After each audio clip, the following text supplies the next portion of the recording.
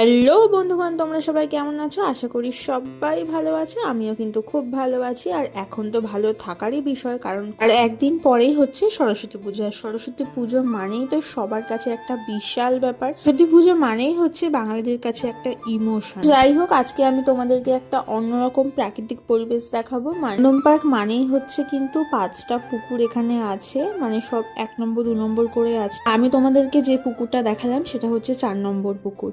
এইদিকে কিন্তু আমি ফুল নিতেও এসেছি, কেন বৃহস্পতিবার যেহেতু আজকে, তোমরা খুব ভালো করেই জানো। তো আমার কালকে ফুলটা কেনা হয়নি, ওই জন্য আমি ফুল নিতে এসেছিলাম। এইদিকে কিন্তু দমদম পার্ক মানেই হচ্ছে দুর্গাপুজো, খুব ফেমাস হয়। তোমরা জেনে থাকবে হয়তো, তরুণ দল, তরুণ সংঘ, ভারত চক্র, যুবক বৃন্দ সব প্যান্ডেলই কিন্তু এখানেই হয়। এখন যে মন্দিরটা দেখতে পাচ্ছ, এটা কিন্তু দমদম পার্কের মন্দির বলেই সবাই জানে, কিন্তু এর একটা মানে কমিটির নাম আছে। কমিটির নামটা আমার ঠিক মনে পড়ছে না। তো যাই হোক, এখানেও কিন্তু পুজো প্যান্ডেল হয়। আর এটা হচ্ছে আমাদের বয়েজ স্কুল, মানে boys high school Dumdum park. Dumdum park boys high স্কুলের মাঠটা কিন্তু বিশাল বড়, দেখতেই পাচ্ছ। সকাল সকাল কিন্তু এরা ক্রিকেট খেলছে, আর এখানে কিন্তু অনেক ফাংশনও হয়, মানে সেলিব্রিটিরাও এখানে আসে।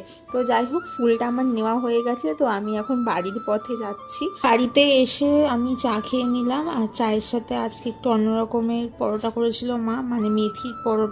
এই পরোটাটা মা প্রায়ই করে থাকে, আর মেথির পরোটা খেতে কিন্তু আমার খুব ভালো লাগে।